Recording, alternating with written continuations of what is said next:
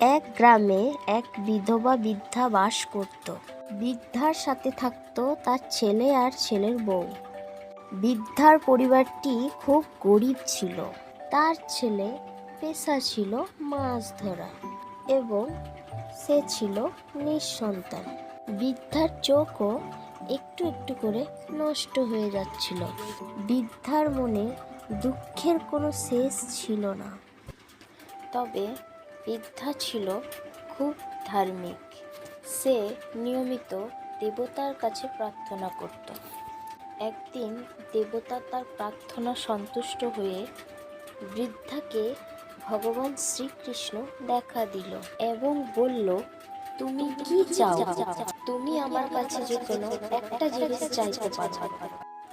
এই কথা শুনে বৃদ্ধা খুব খুশি হলো, কিন্তু সে সিদ্ধান্ত নিতে পারল না যে সে কি চাইবে।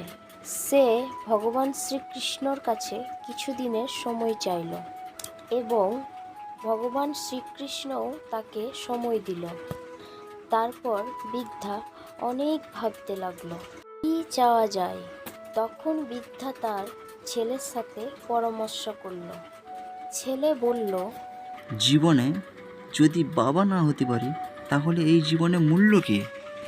মা, তুমি ভগবান শ্রীকৃষ্ণের কাছে আমার জন্য সন্তান চাও।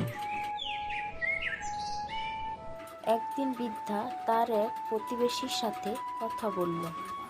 প্রতিবেশী বলল, তোমার ছেলের সন্তান হয়ে কি হবে? তোমরা নিজেরাই খেতে পারো না, সন্তান হয়ে তাকে কি খাওয়াবে? এর থেকে বরং তুমি অনেক টাকা পয়সা চাও, যেটা দিয়ে ভালো একটা বাড়ি কিনতে পারবে, ভালোভাবে খেতে পারবে। বৃদ্ধা এইসব কথা শোনার পর খুব চিন্তায় পড়ে গেল। আবার ভাবল, সে তো এমনিতেই অন্ধ হয়ে যাচ্ছে। সে যদি তার ছেলের ইচ্ছা পূরণ করে বা অনেক টাকা পয়সা চায়, কোনোটাই সে তো দেখতে পারবে না। তারপর বৃদ্ধা অনেক ভাবতে লাগলো, কি চাওয়া যায়? টাকা পয়সা, ছেলের জন্য সন্তান, নাকি তার নিজের দৃষ্টিশক্তি?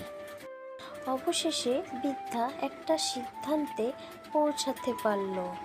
কিছুদিন পরে যখন ভগবান শ্রীকৃষ্ণ আবার আসলো এবং বৃদ্ধার ইচ্ছার কথা জানতে বলল, তখন বৃদ্ধা বলল, আমি যেন দূর থেকে দেখতে পাই আমার নাতনি একটা রাজপ্রাসাদে বসে সোনার চামচে দুধ খাচ্ছে।